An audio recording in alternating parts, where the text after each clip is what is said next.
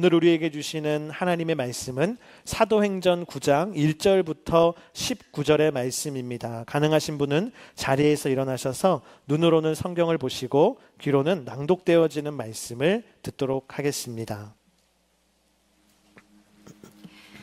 한편 사울은 여전히 주의 제자들을 위협하며 그들을 죽일 기세로 대제사장에게 나아가 다메섹의 여러 회당들에 써보낼 공문을 요청했습니다.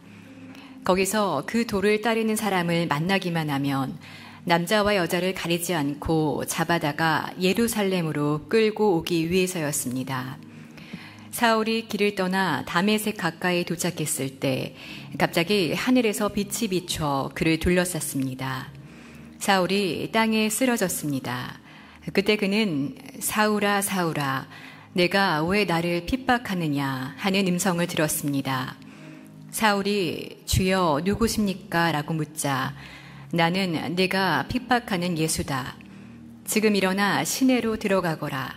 내가 해야 할 일을 일러줄 사람이 있을 것이다 라고 대답하셨습니다. 사울과 함께 가던 사람들은 소리만 들리고 아무도 보이지 않아 아무 말도 못하고 멍하니 그곳에 서 있었습니다.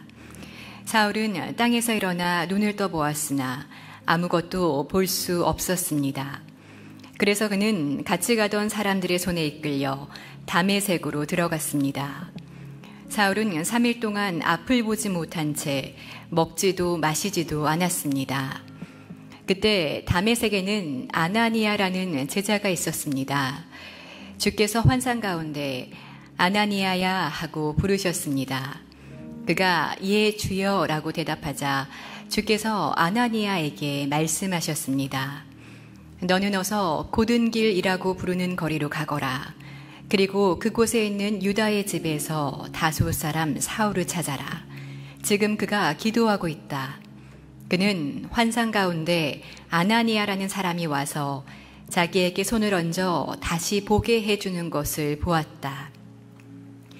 아나니아가 대답했습니다. 주여, 제가 이 사람에 대해 여러 가지 말을 들었는데 예루살렘에 있는 주의 성도들에게 온갖 해를 끼쳤다고 합니다. 그리고 그는 대제사장들로부터 권한을 받아 주의 이름을 부르는 사람들을 모두 잡아가려고 여기에 왔다고 합니다. 그러자 주께서 아나니아에게 이렇게 말씀하셨습니다. 가거라. 이 사람은 이방 사람들과 왕들과 이스라엘 사람들 앞에서 내 이름을 전하도록 선택한 내 도구다. 내 이름을 위해 그가 얼마나 많은 고난을 당해야 할지 내가 그에게 보여줄 것이다. 그리하여 아나니아는 그 집을 찾아 들어가 사울에게 손을 얹으며 말했습니다. 사울 형제여, 오는 길에 당신에게 나타나셨던 주 예수께서 나를 보내 당신이 다시 볼 수 있게 하시고 성령을 충만히 받도록 하셨습니다. 그러자 즉시 사울의 눈에서 비닐 같은 것이 떨어져 나가더니 그가 다시 볼 수 있게 됐습니다. 그리고 그는 일어나 세례를 받은 후 음식을 먹고 기운을 되찾았습니다. 네, 자리에 앉도록 하겠습니다. 학교마다 그 학교의 교육 이념을 담은 교훈이라는 것이 있습니다. 여러분이 졸업하신 학교의 교훈을 기억하고 계십니까? 저는 아무리 생각해도 기억이 안 나더라고요. 제가 나온 중학교, 고등학교 교훈이 뭐였는지 아무리 생각해도 한 글자도 기억이 안 나더라고요. 졸업생들은 대부분 교훈을 잘 기억하지 못합니다. 근데 제가요, 신기하게 한 가지가 기억나는데 가장 졸업한 지 오래된 초등학교 때의 교훈이 기억납니다.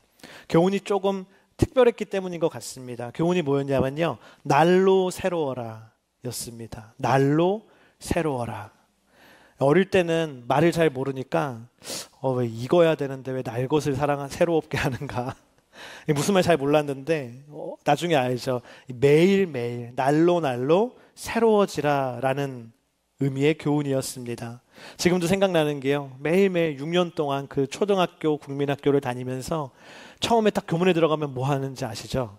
태극기를 보고 이렇게 딱 이거 해야 되잖아요. 안 하면 선생님한테 혼납니다. 이거 하고 딱 들어가면은 그 학교 가운데 큰 비석에 날로 새로워라 라고 써 있었습니다. 그걸 보면서 어린 시절에 뭐 다 새롭잖아요, 어린아이들은. 그런데도 그 어린아이인 저는 그걸 보면서 참 좋다, 의미가. 날마다 새로워지라니, 그 의미가 참 너무 좋다라고 감동받았던 매일매일 아침이 생각납니다. 여러분, 사람들은요, 날마다 새로워지기를 원합니다. 사람들은 그래서 삶을 새롭게 만들기 위해서, 새롭게 하기 위해서 얼마나 많은 노력을 우리가 하는지 모릅니다. 주로 우리가 자주 하는 게 뭐냐면요, 새 물건을 사요. 뭔가 새로운 물건, 특별한 물건을 내가 사서 그걸 쓰면 내 삶이 막 새로워질 것 같은 느낌이 들기 때문입니다. 또 어떤 사람은요, 새로운 취미를 갖기 위해 노력합니다. 어떤 새로운 취미를 만들어서 거기에 내가 집중하면은 내 삶이 새로워질 것 같은 생각이 들기 때문이죠. 또 많은 사람들은요, 새로운 집으로 이사를 가고 싶어 합니다. 제가 보면 우리 성도님들도, 형제님들은, 주로 형제 성도님들은요, 언제 새로운 집을 찾냐면 정말 이사 가야 될 때, 지금 계약 기간이 뭐 종료되고 뭐 새로운 집을 사고 정말 구체화돼서 이제 이사 가야 될 때 새로운 집을 찾아요. 근데 자매 성도님들은 절대 그러지 않아요. 항상 찾아요. 내가 이사 간 지 뭐 6개월이 됐어도요, 새로운 집을 막 질러오 맨날 들어가서 집이 뭐 있나 계속 찾아요. 거의 그건 취미생활로. 이게 뭡니까? 다 새로워지고 싶은 거죠. 우리 인간의 모든 이런 노력 밑바탕에는요, 삶을 새롭게 하고 싶은 그 강렬한 열망이 담겨 있습니다. 오늘 말씀 가운데도 삶이 완전히 새롭게 된 인물이 등장하는데, 그는 바로 우리가 흔히 바울이라고도 부르는 사울입니다. 사울은 히브리식 이름이고 바울은 그리스식, 헬라식 이름이에요. 사실 똑같은 이름입니다. 우리도 한글 이름, 영어 이름. 바울도 사울과 바울, 그렇게 두 가지 이름을 가지고 있죠. 어떻게 그 사울, 바울의 인생이 오늘 새로워졌는가? 오늘 말씀 속의 이야기를 나누면서 우리의 인생 또한 새로워지는 은혜가 있기를 주의 이름으로 축복합니다. 첫 번째, 우리 따라하겠습니다. 예수님을 다시 만날 때 인생이 새로워집니다. 예수님을 다시 만날 때 인생이 새로워집니다. 사도행전 우리가 8장까지 살펴봤는데요, 사도행전 8장까지는 어떤 내용이 나옵니까? 예루살렘에 있던 성도들이 핍박을 받아서 흩어지죠. 온 유대와 사마리아로 흩어져서 그 흩어진 곳에서 예수님의 복음을 전하면서 교회가 곳곳에 탄생하게 되어지는 가슴 벅찬 이야기가 사도행전 8장까지의 스토리였습니다. 그리고 오늘 사도행전 9장으로 넘어오면서 하나님께서는요, 교회에 맞춰져 있던 이 포커스를, 카메라 앵글을 쑥 돌리셔서 한 사람에게 이 카메라 앵글을 맞추시는데, 그는 바로 사울, 바울인 것이죠. 그는 어떤 사람이었는가? 오늘 1절 2절 말씀에 이렇게 기록되어 있습니다. 우리 함께 읽겠습니다. 한편 사울은 여전히 주의 제자들을 위협하며 그들을 죽일 기세로 대제사장에게 나아가 다메섹의 여러 회당들에 써보낼 공문을 요청했습니다. 거기서 그 도를 따르는 사람을 만나기만 하면 남자와 여자를 가리지 않고 잡아다가 예루살렘으로 끌고 오기 위해서였습니다. 여러분, 여기 예수님을 만나기 전에 사울의 모습이 나오는데요, 그는 한마디로 얘기하면 완벽한 지성인이었어요. 유대 종교적으로는 유대의 율법과 율법에 정통한 사람이었습니다. 또 학문적으로는 그 당시 최고의 랍비였던 가말리엘이라고 하는 사람의 제자, 석학 중에 석학이었죠. 그리고 또한 정치적으로는 로마의 시민권을 가지고 있고 로마의 법과 질서에 대해서 알고 있으며 로마에서 사용하는 국제 언어인 헬라어에도 능통한 지성인, 완벽한 지성인 그 자체가 바로 사울이었습니다. 그런데 오늘 말씀해 보니까 그 완벽한 지성인인 사울이 어떤 행동을 합니까? 대제사장을 찾아가서 말하는 거죠. 내가 지구 끝까지라도 찾아가서 예수 믿는 사람들을 잡아올 테니 나에게 영장을 주십시오. 공문을 만들어 주십시오. 그리고 그 공문을 받아가지고요, 본인이 직접 그리스도인들을 잡으려고 그 당시에 유대 디아스포라 사람들이 많이 살고 있던 다메섹이라고 하는 도시를 향해서 가는 장면이 오늘 1절 2절 말씀입니다. 저는 한번 상상해 봤어요. 그렇게 딱 영장을 한 손에 쥐고 의연하게 다메섹을 향해서 가는 그 사울의 모습을, 그 뒷모습을 바라보는 수많은 그 당시 유대의 청년들과 유대인들은 어떤 생각을 했을까? 저는 이렇게 생각했을 것 같아요. 와, 저 사울이라는 사람은 그냥 지성인이 아니라 행동하는 지성인이다. 그를 어디로 보내요? 국회로. 네. 정말 완벽한 사람 아니에요? 아는 것뿐만 아니라 그 알을 실천으로 옮기는 행동주의자, 행동하는 지성, 사울이었죠. 완벽한 인생이었습니다. 근데 모두 그렇게 사울을 존경하는 눈으로 바라볼 때 하늘에서 하나님이 그 모습을 보시면서 하나님은 생각이 다르셨어요.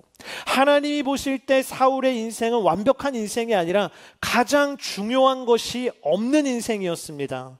그는 반드시 새로워져야만 하는 인생이었습니다. 그는 반드시 새롭게 태어나야만 하는 인생이었습니다. 그래서 하나님은 그 사울의 인생을 새롭게 하시기 위해서 한 가지 일을 행하시는데요. 그게 바로 3절에 기록되어 있습니다. 우리 3절 말씀 함께 읽겠습니다. 사울이 길을 떠나 다메섹 가까이 도착했을 때 갑자기 하늘에서 빛이 비쳐 그를 둘러쌌습니다. 하나님이요, 딱 한 가지를 하셨는데 그게 뭡니까? 사울에게 예수님을 보내주셨어요. 사울에게 예수 그리스도를 보내주셨습니다. 예수님께서 갑자기 사울의 삶에 한 줄기 강력한 빛으로 찾아오셨어요. 그때 그 예수님이 찾아오셨을 때에 사울의 인생이 완전히 새로워졌습니다.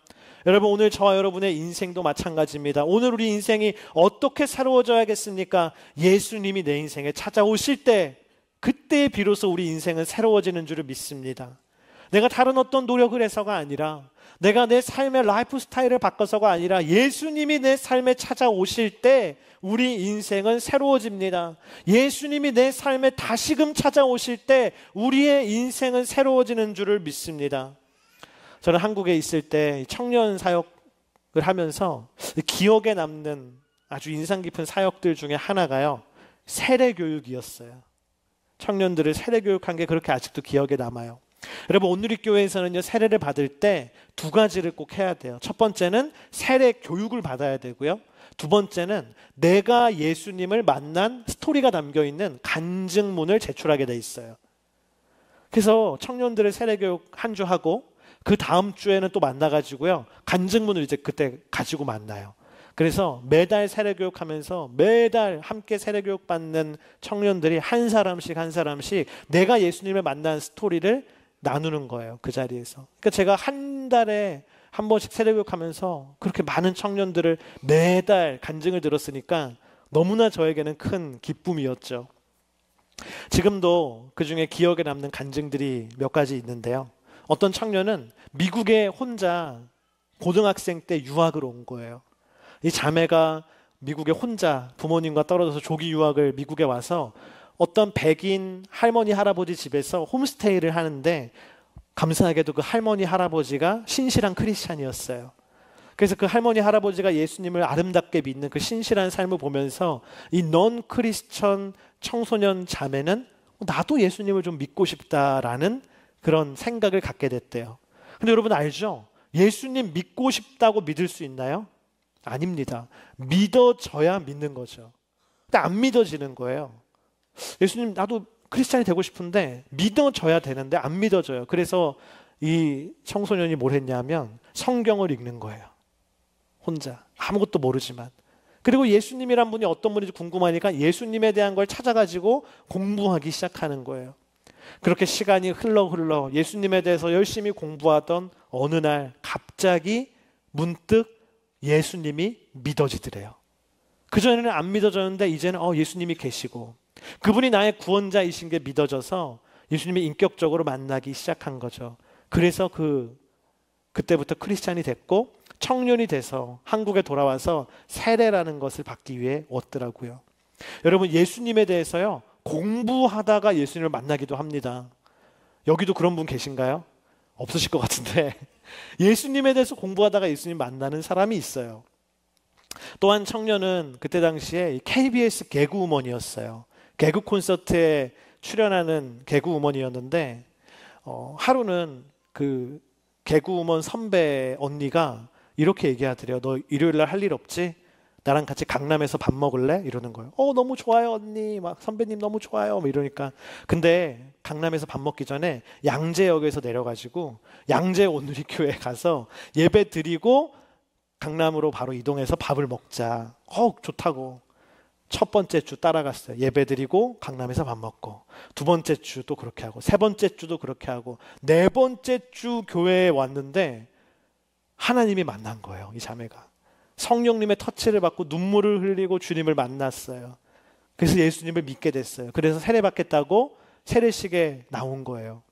저는 많은 세례식 중에 그 자매가 세례받는 그날이 참 기억에 남습니다. 왜냐하면 세례 우리는 딱 한 다음에 막 축하해 주잖아요. 올라와서 축하해 주세요. 너는 하나님의 사랑하고 하는데 제가 텔레비에서 봤던 개그우먼들이 다 여기가 KBS인지 온누리교회인지 막 내가 아는 막 개그우먼들이 여기 다 와가지고 막 축하해 주는 거예요. 그 자매의 세례를.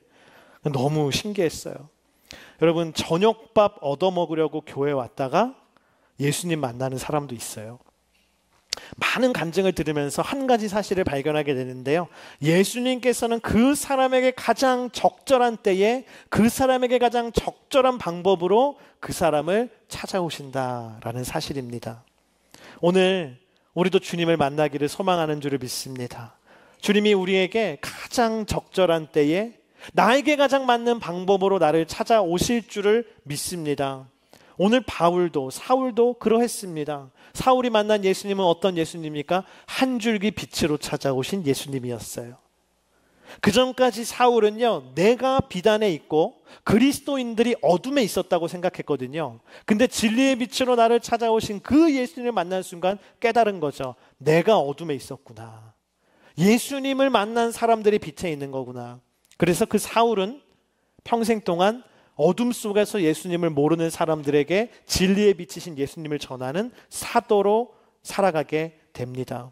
여러분, 빛 대신 예수님을 만날 때 우리의 삶이 새로워지는 줄을 믿습니다. 오늘 우리 삶 가운데도 빛 대신 주님이 레이저 광선처럼 찾아오실 때에 우리 삶을 둘러싸고 있는 모든 어둠의 그림자는 사라지고 빛으로 변화되는 줄을 믿습니다. 또한 사울은요, 음성으로 다가오시는 예수님을 만났어요. 오늘 4절 말씀 우리 함께 읽도록 하겠습니다. 사울이 땅에 쓰러졌습니다. 그때 그는 사울아 사울아 내가 왜 나를 핍박하느냐 하는 음성을 들었습니다. 사울이요, 빛뿐만 아니라 음성으로 주님을 만났습니다. 사울아 사울아 내가 왜 나를 핍박하느냐. 그래서 저는 한번 상상해 봤어요. 어떤 톤으로 들었을까? 1번 AI 톤. 사울아 사울아 내가 왜 나를 핍박하느냐. 이건 좀 아닌 것 같아요. 그렇죠? 그 두 번째, 핍박하니까 주님이 이렇게 막 감정이 올라오셔서 화난 목소리로 사울아 사울아 너 왜 날 핍박하느냐 이렇게 들었을까? 이것도 좀 아닌 것 같아요. 아무리 생각해도 사울은 이렇게 들었을 것 같아요. 사울아 사울아 네가 왜 나를 핍박하느냐. 부드럽게 사울의 이름을 2번이나 부르시면서 사랑의 음성으로 찾아오시는 그 예수님. 사울은 그 사랑의 음성으로 주님을 만난 이후에 본인도 그 사랑에 붙들림 받아서 예수 그리스도의 그 사랑을 전하는 하나님의 자녀가 된 줄을 믿습니다. 여러분, 사랑의 예수님을 만날 때 우리의 인생이 새로워지는 줄을 믿습니다. 오늘 이 자리 가운데 나올 때 마음속 한구석에 허망함과 목마름과 외로움이 있는 분이 계십니까? 오늘 그분을 사랑의 음성으로 주님이 찾아가 주실 줄을 믿습니다. 그 사랑의 음성으로 나를 찾아오셔서 내 이름을 부드럽게 2번 부르시며 나를 부르시는 그 주님을 만나기를 축복합니다. 또한 사울은요, 교회의 몸으로 찾아오신 예수님을 만났어요. 오늘 5절에 사울이 이렇게 기록되어 있죠. 사울이 주여 누구십니까? 라고 묻자 나는 내가 핍박하는 예수다. 사울이 예수님의 이 음성을 듣고 생각하는 거예요. 내가 예수님을 핍박한 적이 없는데, 내가 예수님을 만난 적도 없는데 이게 무슨 말인가. 내가 핍박한 대상은 교회인데, 내가 핍박한 대상은 그리스도인들인데, 아 그렇구나. 교회가 그리스도인들이 예수 그리스도의 몸이로구나. 거기서 교회는 그리스도의 몸이라고 하는 그 바울이 이야기한 교회론이 나오는 것이지요. 여러분, 사울은 평생 그래서 그리스도의 몸된 교회를 세우고 그리스도의 몸된 교회를 섬기는 주님의 종으로 새로 태어난 줄을 믿습니다. 교회의 몸이신 예수 그리스도를 만날 때 우리의 삶이 변화되는 줄을 믿습니다. 여러분, 오늘 이 시간에도 예수님께서 우리 삶 가운데 찾아오고 계신 줄을 믿습니다. 당신의 마음의 문을 노크하고 계신 줄을 믿습니다. 주님께서 당신에게 가장 필요한 모습으로 오늘 당신을 만나주실 줄을 믿습니다. 그 예수님을 기대하십시오. 그 예수님을 기다리십시오. 그 예수님을 만나십시오. 그때 우리 인생은 진정으로 새로워질 줄을 믿습니다. 두 번째, 우리 따라하겠습니다. 주도권을 내려놓을 때 인생이 새로워집니다. 내려놓을 때 인생이 새로워집니다. 예수님을 만난 사울의 삶에는요, 두 가지 즉각적인 변화가 일어나는데요. 첫 번째는 눈이 멀어서 아무것도 보지 못하게 됐어요. 오늘 8절 말씀에 사울은 땅에서 일어나 눈을 떠보았으나 아무것도 볼 수 없었습니다 라고 기록되어 있죠. 저는 교회 유치부 다닐 때 배웠던 찬양 중에 기억나는 게 예수님이 말씀하시니 바디메오가 눈을 떴다네. 그 기억나요, 아직도. 여러분도 기억하시나요? 율동도 눈을 떴다네. 이거 정확하거든요. 네, 동네마다 조금 다른데 저희 동네는 요거였어요. 근데 제가 아는 예수님은, 성경에 기록된 그 많은 예수님의 흔적은 눈을 먼 자가 예수님을 만나면 어때요? 눈을 떠요. 눈이 밝아져요. 그런데 오늘 사울은 반대예요. 멀쩡했던 눈이 예수님을 만났는데 멀어버려요. 반대예요. 두 번째는 사울이요, 삶이 어떻게 변화됩니까? 이제는 자신이 앞으로 해야 할 일을 다른 이에게 물어봐야 하는 인생으로 바뀌어요. 즉각 바뀌어요. 6절에 이렇게 기록되어 있어요. 지금 일어나 시내로 들어가거라. 네가 해야 할 일을 일러줄 사람이 있을 것이다 라고 대답하셨습니다. 이제 해야 할 일을 내가 아는 게 아니라 누군가가 너에게 말해줘야 되고 그 말을 듣고 행하라는 거예요, 주님이. 여러분, 그전까지 사울의 인생은 이런 삶이 아니었어요. 사울의 인생은요, 주도하는 삶이었어요. 내 인생의 주도권을 내가 딱 잡고 인생의 정확한 플랜을 딱 가지고 확신에 차서 이끌고 나가는 인생, 그게 이 사울의 라이프 스타일이었습니다. 그래서 성경에도 보면 스데반을 돌로 쳐서 죽일 때 누가 주도하죠? 주동자는 사울이었습니다. 누가 시키지도 않았는데 대제사장을 찾아가서 그리스도인들을 잡을 수 있는 공문을 발급받은 사람도 사울이었어요. 스스로 행한 거예요. 그리고 그걸 들고 스스로 주도해서 사람들을 막 모아가지고 다메섹 원정대를 모아서 교회를 핍박하러 이끌고 간 리더가 누구예요? 사울이었어요. 항상 어딜 가나 자신의 삶이든 다른 사람의 인생이든 주도하는 인생, 그게 사울의 라이프 스타일이었습니다. 그런데 주님이 그 사울을 만나신 후에는 어떻게 됩니까? 이제는요, 눈이 멀어서 누굴 데리고 가는 게 아니라 누군가의 인도를 받지 않으면 화장실도 못 가요. 이제는 내가 앞으로 행해야 될 일에 대해서 내 생각대로 하는 게 아니라 누군가에게 물어봐야 된다라고, 음성을 들어야 된다라고 주님이 말씀하시는, 인생의 주도권을 완전히 잃어버린 신세가 되었습니다. 그런데 놀라운 사실은요, 사울이 삶의 주도권을 잃어버렸을 때부터 그의 인생은 새로워졌다라는 사실입니다. 그것을 보여주는 것이 저는 바로 이 지도라고 생각해요. 사도행전 16장에 바울이 2차 전도 여행을 떠날 때 그 시작하는 이동 경로를 나타낸 지도와 말씀이에요. 원래는요, 바울이 플랜한 거예요. 이 안디옥에서 출발하면서 쭉 부르기아와 갈라디아를 지나서 저 가운데 있는 소아시아 지방에 가서 내가 말씀을 전해야겠다. 근데 뭐라 그래요? 여기 보면은 성령께서 막으셨다. 성령이 아니다라는 거예요. 그래서 바울이 그럼 무시아를 지나서 저기 안 가본 비두니아로 가서 말씀을 전해야겠다. 근데 어떻게 돼 있어요? 예수의 영이 허락하지 않았어요. 또 다시 플랜을 바꿔서 무시아에서 이번에는 드로아에 갔는데 끝이에요. 앞에 바다가 펼쳐져 있어요. 갈 데가 없어요. 거기에 고립되어 버렸어요. 어떻게 하나. 이렇게 저렇게 막 헤매이다가 저기서 고립됐어요. 그런데 그날 밤 하나님께서 그에게 환상을 보여주시는데 유럽 마게도니아에서 한 마게도니아 유럽 사람이 손짓하면서 건너와서 우리를 도와주시어 come over and help us. 이 유럽 지역에 와서 복음을 전해달라는 그 사람의 환상을 보고 바울은 유럽으로 가서 복음을 전하는 것이 주님의 뜻이구나. 열심히 그 다음날 결단하고 유럽으로 넘어가는 그 바울의 여정입니다. 어떻게 보면 당연해 보이지만 예수님을 만나기 전에 사울이라면 있을 수 없는 일이죠. 내가 옳다고 생각하는 길을 내가 선택해서 걸어가는 게 아니라 인생의 주도권이 이제 없고 성령의 인도하심을 따르는 거예요. 인생의 주도권을 주님께 올려드리고 그것이 어떻게 될지도 모르는데 한 걸음 한 걸음 그 음성을 듣고 보이지 않는 미래를 따라가는 것입니다. 때로는 길을 잃어버린 사람처럼 돌아가는 것일지라도 그러나 그는 성령의 음성을 듣고 가기 때문에 바른 길을 걸어가고 있었습니다. 오늘 우리는 내 삶이요 화살처럼 슉 하고 직진하기를 원해요. 내가 목적하고 내가 플랜한 곳에 슉 최단 기간 가장 빠른 속도로 가기 원합니다. 하지만 그런 화살같이 직진하는 인생이 아니라 종이배처럼 표류하는 것 같을지라도 내 인생의 주도권을 하나님께 드렸다면, 하나님이 인도하시는 길을 가고 있다면 오늘 저와 여러분은 바른 길을 걸어가고 있는 것인 줄을 믿습니다. 그래서 영성과 헨리 나우인이 이런 얘기를 했어요.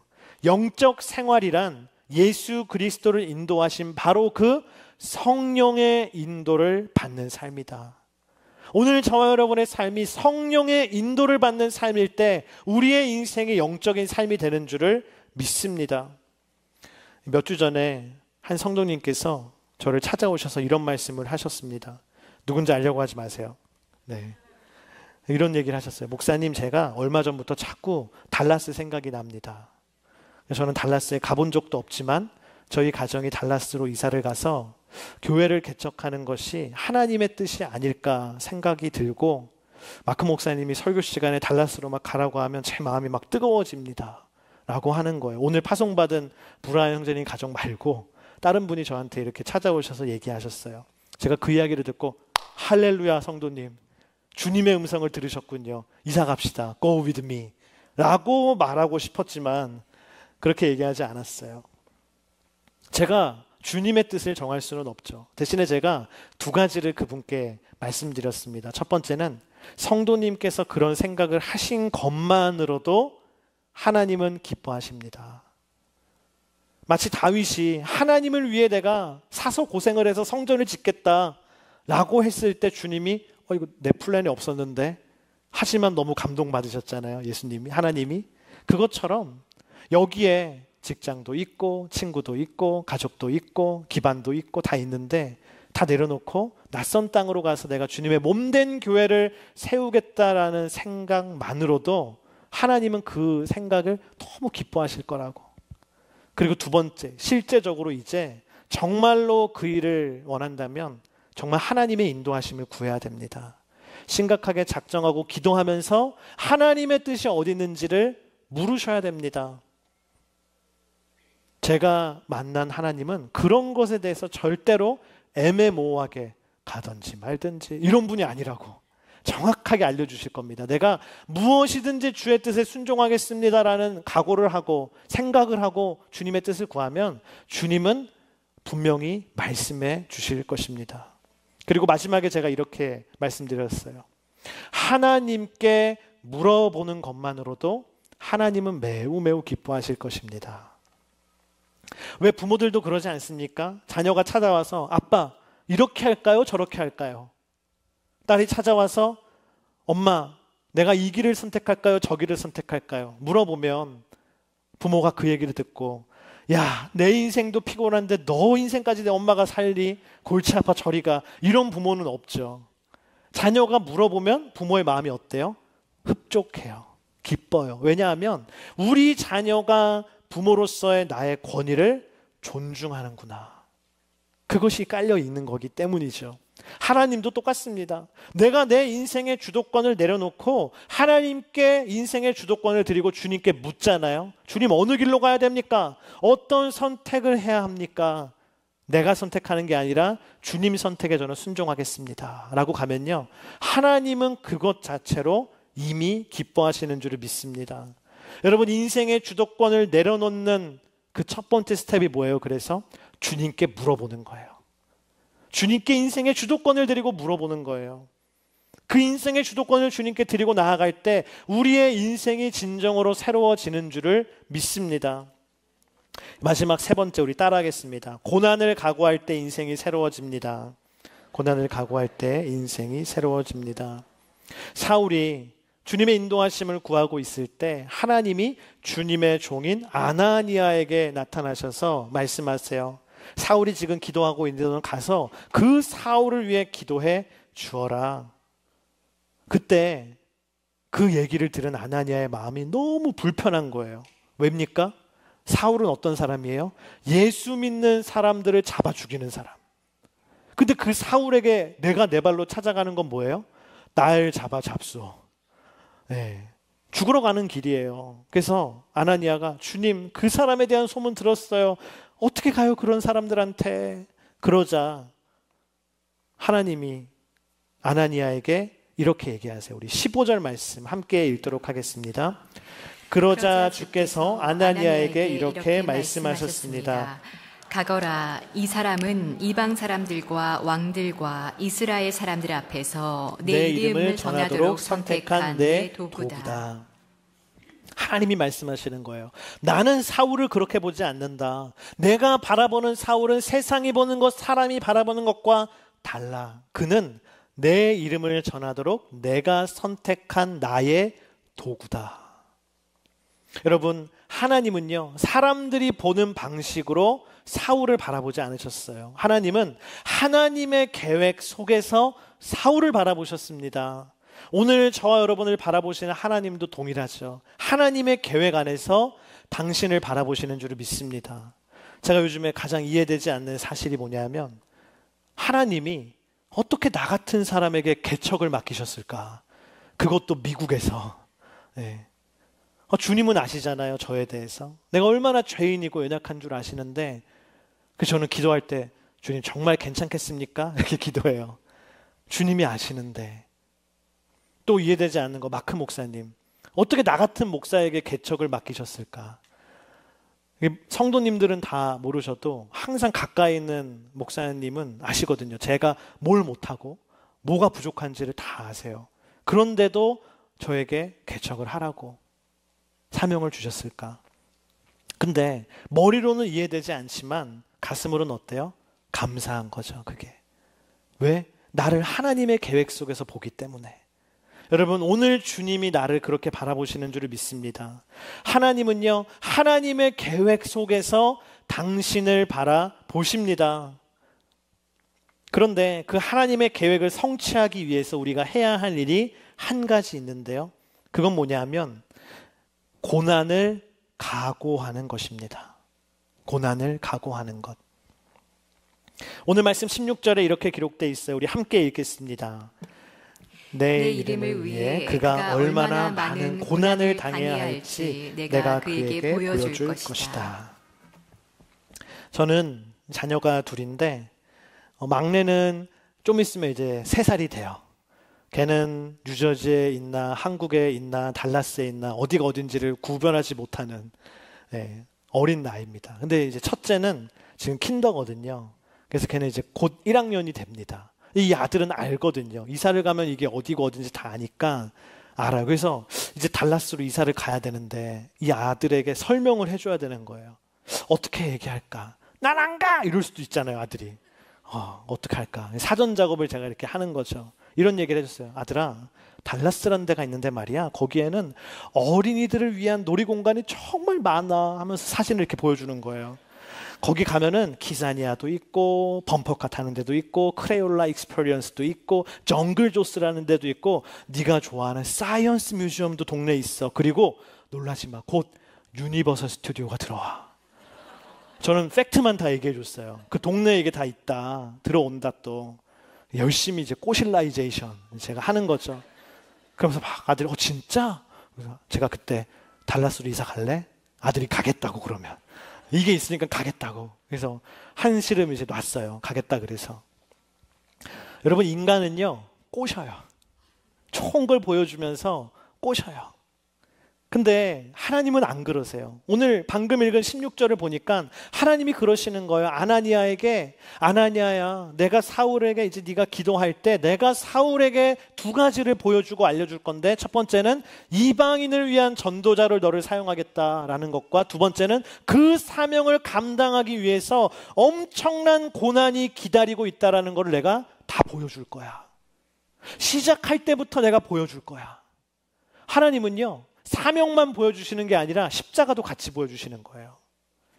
하나님은 바울을 부르실 때 꼬시지 않으시고 오히려 그가 얼마나 많은 고난을 당할지를 미리 보여주셨어요. 왜입니까? 그 고난을 각오하게 하시려고. 바울은 처음부터 그 고난을 각오했습니다. 고난을 각오했기 때문에 고난을 통과할 수 있었습니다. 여러분, 고난을 각오하면 고난을 통과할 수 있는 줄을 믿습니다.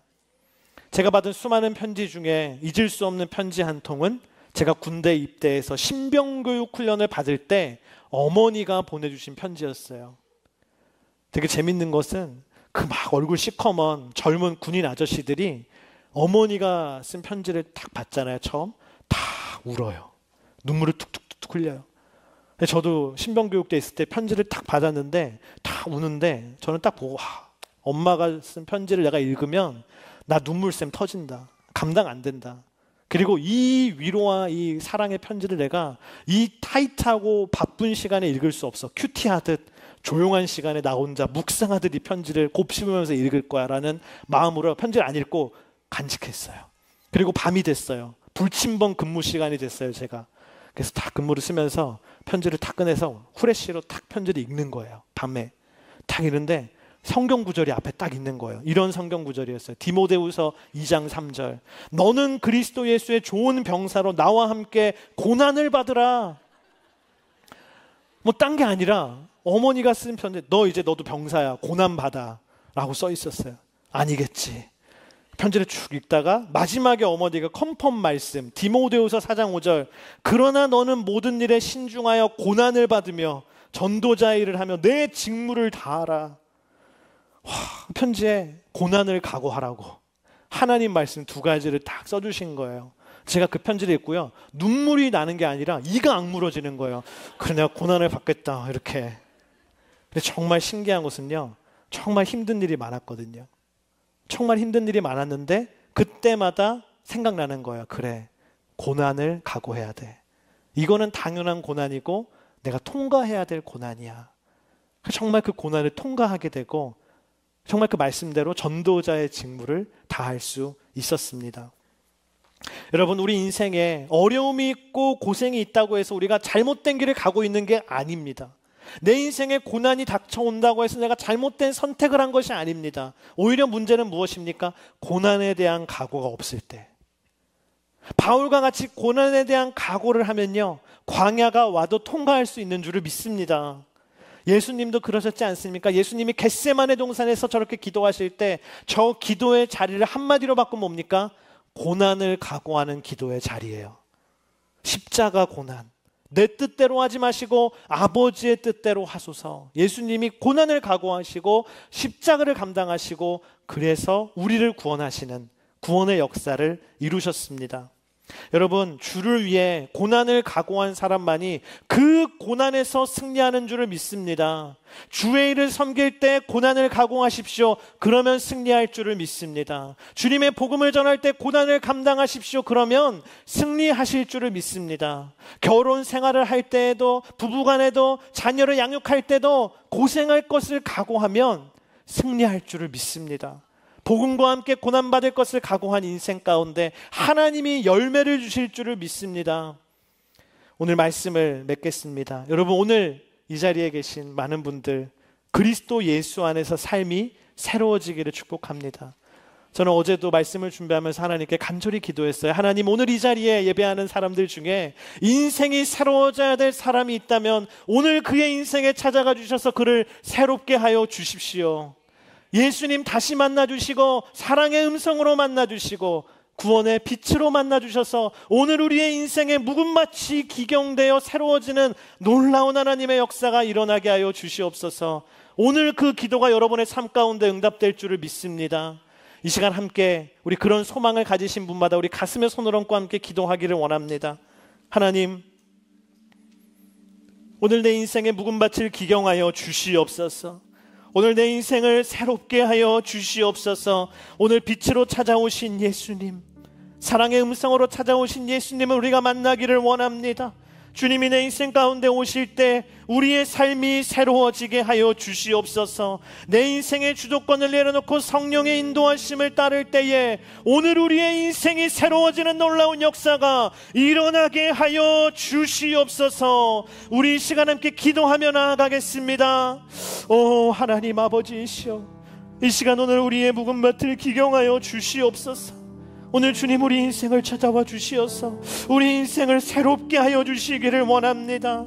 오늘 우리 인생 가운데 주님 한 사람 한 사람 하나님이 사랑의 빛으로 찾아와 주시옵소서. 주님의 사랑의 음성으로 영광의 진리의 빛으로 찾아와 주시옵소서. 교회의 몸된 아버지 하나님이시여 예수 그리스도를 만나는 놀라운 은혜가 있을 때에 오늘 우리 삶이 변화되고 새로워질 줄을 믿습니다. 오늘 우리 인생의 주도권을 내려놓고 성령님의 인도를 따르기를 원합니다. 성령을 따라가며 사명의 길을 걸어가며 주를 위해 고난받을 것을 각오하며 나아가기를 원합니다. 주님 오늘 우리의 인생을 붙들어 주시옵소서. 사울의 인생을 새롭게 하신 주님께서 오늘 이 자리에 있는 주님의 자녀들의 삶을 새롭게 하여 주시옵소서. 주님, 살아계신 하나님 아버지, 주님은 언제나 새 부대에 새수를 부으시는 분인 줄을 믿습니다. 오늘 우리 10년 가운데에 찾아오셔서 우리의 인생이 새로워지게 하여 주시옵소서. 오늘 우리 영적인 묵은밭을 기경하여 새로운 밭이 되게 하여 주시옵소서. 오늘 예수님이 우리 인생 가운데 찾아오시기를 원합니다. 오셔서 우리의 마음을 터치하여 주시옵소서. 어둠 가운데 있는 인생에게 빛으로 찾아가 주시옵소서. 외로움 가운데 절망과 낙심 가운데 있는 인생에게 사랑의 음성으로 찾아가 주시옵소서. 오늘 우리 인생의 주도권을 내려놓고 성령의 인도를 따르는 인생 되게 하여 주시옵소서. 그리할 때 우리 인생이 새로워질 줄을 믿습니다. 새 노래로 주님을 찬양할 줄을 믿습니다. 새롭게 주님을 만나 주님을 따르는 하나님의 사람으로 일어날 줄을 믿습니다. 그렇게 행하여 주시옵소서. 살아계신 예수님의 이름으로 감사하며 기도드립니다. 아멘.